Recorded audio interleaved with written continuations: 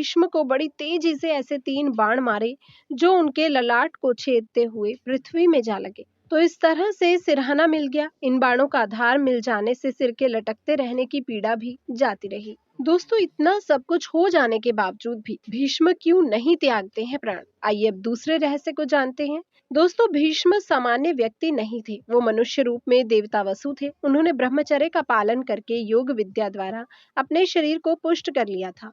दूसरा, उनको इच्छा मृत्यु का वरदान भी प्राप्त था। इस युद्ध के समय अर्जुन 55 वर्ष, कृष्ण 83 वर्ष और भीष्म 1।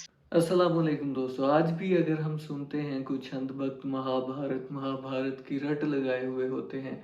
आज हम कुछ हिस्ट्री जानने वाले हैं महाभारत की और पांडवों के बारे में, और कुछ उनका या किंग जो हिंदुइज्म में किंग था महाभारत का, उसकी इंफॉर्मेशन जानने वाले हैं। वीडियो बहुत ही इंटरेस्टिंग होगी दोस्तों और तारीख पे मबनी होगी। Let's see. दोस्तों, महाभारत की कथा भीष्म पितामह के बिना अधूरी है। महाभारत के योद्धाओं का वर्णन आता है तो भीष्म पितामह का नाम बहुत ही आदर के साथ लिया जाता है। भीष्म पितामह बंधन से बंधे थे जिसको उन्होंने अंतिम सांस तक निभाया, लेकिन भीष्म पितामह का स्नेह पांडवों के प्रति था। आइए उनके बारे में जानते हैं 12 खास बातें, या दोस्तों जिन्हें बहुत ही कम लोग जानते हैं। तो दोस्तों चलिए वीडियो को शुरू करते हैं। भीष्म पितामह का पहला रहस्य। दोस्तों, भीष्म के शेरशैया पर लेटने की खबर फैलने पर कौरवों की सेना में हाहाकार मच जाता है। दोनों दलों के सैनिक और सेनापति युद्ध करना छोड़कर भीष्म के पास एकत्रित हो जाते हैं। दोनों दलों के राजाओं से भीष्म कहते हैं कि राजा गणों, मेरा सिर नीचे लटक रहा है, मुझे उपयुक्त तकिया चाहिए। उनके एक आदेश पर तमाम राजा और योद्धा तरह तरह के तकिए ले आते हैं, किंतु भीष्म उनमें से एक को भी न लेकर मुस्कुराकर कहते हैं कि ये तकिए इस वीर शैया के काम में आने योग्य नहीं है। फिर वो अर्जुन की ओर देखकर कहते हैं कि बेटा, तुम तो क्षत्रिय धर्म के विद्वान हो, क्या तुम मुझे उपयुक्त तकिया दे सकते हो? आज्ञा पाते ही अर्जुन ने आंखों में आंसू भर लिए और उनको अभिवादन करके भीष्म को बड़ी तेजी से ऐसे 3 बाण मारे जो उनके ललाट को छेदते हुए पृथ्वी में जा लगे। तो इस तरह से सिरहाना मिल गया। इन बाणों का आधार मिल जाने से सिर के लटकते रहने की पीड़ा भी जाती रही। दोस्तों, इतना सब कुछ हो जाने के बावजूद भी भीष्म क्यों नहीं त्यागते हैं प्राण? आइए अब दूसरे रहस्य को जानते हैं। दोस्तों, भीष्म सामान्य व्यक्ति नहीं थे, वो मनुष्य रूप में देवता वसु थे। उन्होंने ब्रह्मचर्य का पालन करके योग विद्या द्वारा अपने शरीर को पुष्ट कर लिया था। दूसरा, उनको इच्छा मृत्यु का वरदान भी प्राप्त था। इस युद्ध के समय अर्जुन 55 वर्ष, कृष्ण 83 वर्ष और भीष्म 150 वर्ष के थे। उस साल में 200 वर्ष की उम्र होना सामान्य बात थी। बौद्धों के काल तक भी भारतीयों की सामान्य उम्र 150 वर्ष हुआ करती थी। इसमें दोस्तों शुद्ध वातावरण और योग ध्यान का बड़ा ही योगदान था। भीष्म जब युवा थे तब कृष्ण और अर्जुन हुए ही नहीं थे। माना जाता है कि भीष्म ही युद्ध में सबसे अधिक उम्र के थे। उन्हें राजनीति का ज्यादा अनुभव होने के कारण वेदव्यास ने संपूर्ण महाभारत में भीष्म को राजनीति का केंद्र बनाकर राजनीति के बारे में उन्होंने जो भी कहा उसका प्राथमिकता से उल्लेख किया। तो मेरे प्यारे दोस्तों, अब जानते हैं तीसरे रहस्य को। भीष्म को ठीक करने के लिए शल्य चिकित्सक लाए जाते हैं, लेकिन वो उनको लौटा देते हैं और कहते हैं कि अब तो मेरा अंतिम समय आ गया है, ये सब व्यर्थ है। शरशैया ही मेरी चिता है, अब मैं तो बस सूर्य के उत्तरायण होने का इंतजार कर रहा हूँ। पितामह की ये बातें सुनकर राजगण और उनके सभी बंधु बांधव उनको प्रणाम और प्रदक्षिणा करके अपनी अपनी छावनी में लौट जाते हैं। अगले दिन सुबह होने पर फिर से सभी भीष्म के पास लौटते हैं। सभी कन्याएं, स्त्रियां और उनके कुल के योद्धा पितामह के पास चुपचाप खड़े हो जाते हैं। पितामह ने पीने के लिए राजाओं से ठंडा पानी मांगा, तभी उनके लिए पानी ले आए, लेकिन उन्होंने अर्जुन की ओर देखा। अर्जुन समझ गए और उसने अपने गांडव पर तीर चढ़ाया और पर्जन्य अस्त्र का प्रयोग करके वो धरती में छोड़ देते हैं। धरती से अमृत तुल्य सुगंधित बढ़िया जल की धारा निकलने लगती है। उस पानी को पीकर भीष्म तृप्त हो जाते हैं। फिर भीष्म दुर्योधन को समझाते हैं कि युद्ध छोड़कर वंश की रक्षा करो। उन्होंने अर्जुन की बहुत प्रशंसा की और दुर्योधन को बार बार समझाया कि हमारी ये गति देखकर संभल जाओ, लेकिन दुर्योधन ने उनकी एक बात भी नहीं मानी और फिर से युद्ध शुरू हो जाता है। दोस्तों, अगले दिन फिर से सभी उनके पास इकट्ठे होते हैं। वो नए सेनापति कर्ण को समझाते हैं। वो दोनों पक्षों में अपने अंतिम वक्त में भी संधि कराने की चेष्टा रखते हैं। तो मेरे प्यारे दोस्तों, अब आइए जानते हैं चौथे रहस्य को। महाभारत के युद्ध में भीष्म पितामह कौरवों की तरफ से सेनापति थे। कुरुक्षेत्र का युद्ध आरंभ होने पर प्रधान सेनापति की हैसियत से भीष्म ने 10 दिन तक घोर युद्ध किया था। 9वें दिन भयंकर युद्ध हुआ, जिसके चलते भीष्म ने बहादुरी दिखाते हुए अर्जुन को घायल करके उनके रथ को जर्जर कर दिया। आखिरकार भीष्म के भीषण संहार को रोकने के लिए कृष्ण को अपनी प्रतिज्ञा तोड़नी पड़ी। उनके जर्जर रथ को देखकर श्री कृष्ण रथ का पहिया लेकर भीष्म पर झपटे हैं, लेकिन वो शांत हो जाते हैं। परंतु इस दिन भीष्म पांडवों की सेना का अधिकांश भाग समाप्त कर देते हैं। दोस्तों, 10वें दिन भीष्म द्वारा बड़े पैमाने पर पांडवों की सेना को मार देने से घबराए हुए पांडव पक्ष में भय फैल जाता है। जब श्री कृष्ण के कहने पर पांडव भीष्म के सामने हाथ जोड़कर उनसे उनकी मृत्यु का उपाय पूछते हैं। भीष्म कुछ देर सोचने पर उपाय बता देते हैं। तो आइए अब जानते हैं 5वें रहस्य को। दोस्तों, सत्यवती के शांतनु से उत्पन्न दोनों पुत्र चित्रांगद और विचित्रवीर्य की मृत्यु हो जाने के बाद सत्यवती भीष्म से बार बार अनुरोध करती है कि पिता के वंश को चलाने के लिए अब तुम्हें विवाह करके पुत्र उत्पन्न करना चाहिए। लेकिन भीष्म अपनी प्रतिज्ञा तोड़ने को तैयार नहीं हुए। ऐसे में सत्यवती विचित्रवीर्य की विधवा अंबालिका और अंबिका को नियोग प्रथा द्वारा संतान उत्पन्न कराने की सोचती है।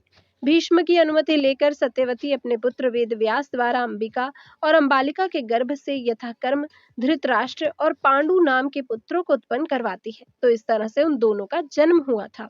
अब जानते हैं छठे रहस्य के बारे में। दोस्तों, देवव्रत जब कन्या सत्यवती को लेकर अपने पिता शांतनु को सौंप देते हैं, तो शांतनु की खुशी का ठिकाना नहीं रहा। शांतनु देवव्रत से प्रसन्न होकर कहते हैं कि हे पुत्र, तूने पितृभक्ति के वशीभूत होकर ऐसी कठिन प्रतिज्ञा ली है जो आज तक किसी ने नहीं की और ना ही भविष्य में कोई करेगा।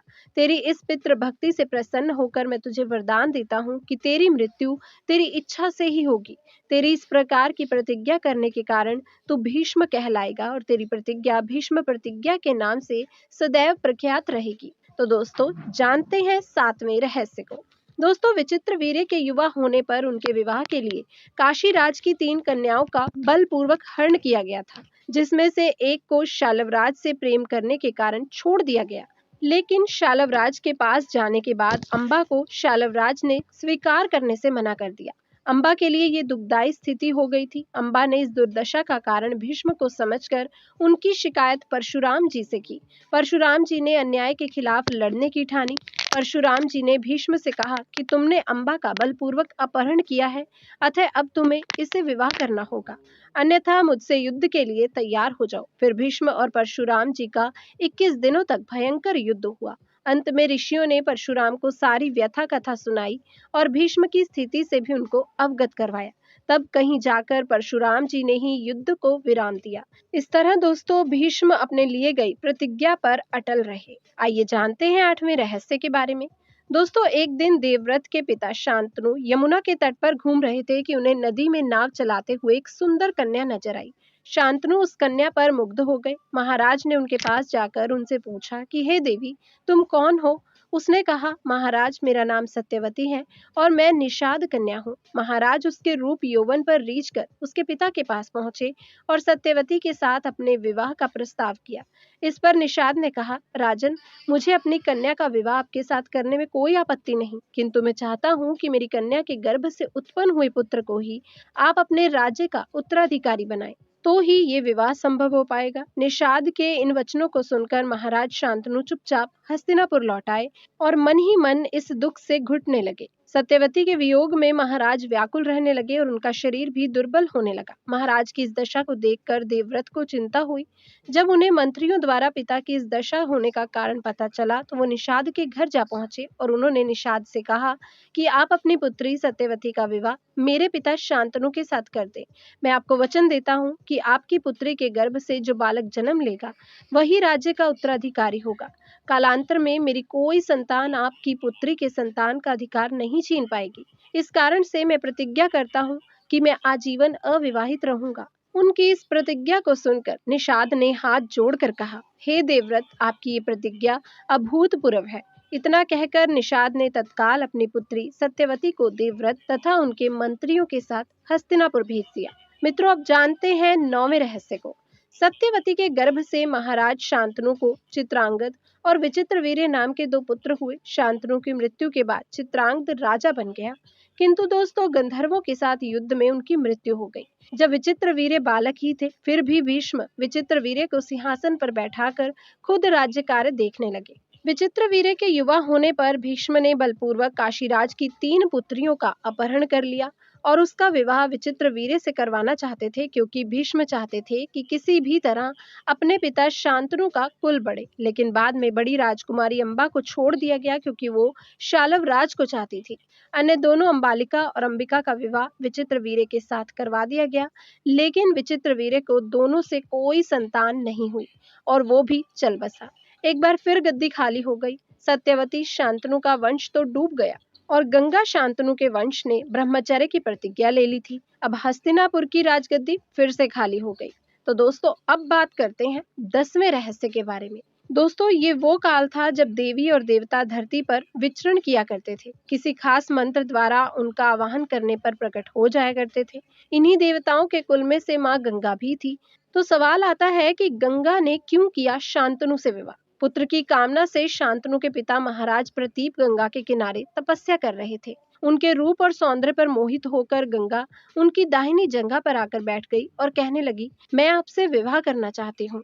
मैं जहनु ऋषि की पुत्री गंगा हूँ। इस पर राजा ने कहा कि गंगा, तुम मेरी दाहिनी जंघा पर बैठी हो, जबकि पत्नी को तो वामंगी होना चाहिए। दाहिनी जंघा तो पुत्र का प्रतीक है, अतः मैं तुम्हें अपनी पुत्र वधू के रूप में स्वीकार कर सकता हूँ। ये सुनकर गंगा वहां से चली गई। जब महाराज प्रतीप को पुत्र की प्राप्ति हुई तो उन्होंने उसका नाम शांतनु रखा और इसी शांतनु से गंगा का विवाह हुआ। गंगा से उन्हें 8 पुत्र मिले, जिसमें से 7 को गंगा नदी में बहा दिया गया और 8वें पुत्र को पाला पोसा। उनके 8वें पुत्र का नाम देवव्रत था। ये देवव्रत ही आगे चलकर भीष्म कहलाए। दोस्तों बात करते हैं 11वें रहस्य की। तो दोस्तों एक बार देव नामक वसु ने वशिष्ठ ऋषि की कामधेनु का हरण कर लिया। इससे वशिष्ठ ऋषि ने कहा कि ऐसा काम तो मनुष्य करते हैं, इसलिए तुम 8वां वसु मनुष्य हो जाओ। ये सुनकर वसुओं ने घबराकर वशिष्ठ जी से प्रार्थना की तो उन्होंने कहा कि अन्य वसु तो वर्ष का अंत होने पर मेरे शाप से छुटकारा पा जाएंगे, लेकिन इस देव को अपनी करनी का फल भोगने के लिए एक जन्म तक मनुष्य बनकर पीड़ा भोगनी पड़ेगी। ये सुनकर वसुओं ने गंगा जी के पास जाकर उन्हें वशिष्ठ जी के शाप को विस्तार से बताया और ये प्रार्थना की कि आप मृत्यु लोक में अवतार लेकर हमें गर्भ में धारण करें और जैसे ही हम जन्म लें हमें पानी में डुबो दें। इस तरह हम जल्दी से सभी मुक्त हो जाएंगे। गंगा माता ने स्वीकार कर लिया और वो युक्ति पूर्वक शांतनु राजा की पत्नी बन गई और शांतनु से वचन भी ले लिया। शांतनु से गंगा के गर्भ में जो 7 पुत्र पैदा हुए थे, उन्हें उत्पन्न होते ही गंगा जी ने पानी में डुबो दिया, जिससे 7 वसु तो मुक्त हो गए, लेकिन 8वें पुत्र को शांतनु ने गंगा को रोककर इसका कारण जानना चाहा। गंगा जी ने राजा की बात मानकर वसुओं को वशिष्ठ के शाप का सब हाल सुना दिया। तो दोस्तों राजा ने उस 8वें पुत्र को डुबोने नहीं दिया और इस वचन भंगता के कारण गंगा 8वें पुत्र को सौंपकर अंतर्ध्यान हो गई। यही बालक द्यू नामक वसु था जो भीष्म पितामह बना। अब आइए जानते हैं 12वें रहस्य के बारे में और इस वीडियो के अंतिम रहस्य के बारे में। दोस्तों भीष्म शेरशैया पर लेटे हुए थे, फिर भी उन्होंने श्री कृष्ण के कहने से युद्ध के बाद युधिष्ठिर का शोक दूर करने के लिए राजधर्म, मोक्ष धर्म और आपात धर्म आदि का मूल्यवान उपदेश बड़े विस्तार के साथ दिया। इस उपदेश को सुनने से युधिष्ठिर के मन से लानी और पश्चाताप दूर हो जाता है। बाद में सूर्य के उत्तरायण होने पर युधिष्ठिर आदि संगे संबंधी पुरोहित और अन्य लोग भीष्म के पास पहुंचते हैं। उन सब से पितामह ने कहा कि इस शेरशैया पर मुझे 58 दिन हो गए हैं। मेरे भाग्य से माघ महीने का शुक्ल पक्ष आ गया, तो अब मैं शरीर त्यागना चाहता हूँ। इसके पश्चात उन्होंने सब लोगों से प्रेम पूर्वक विदा मांगकर शरीर को त्याग दिया।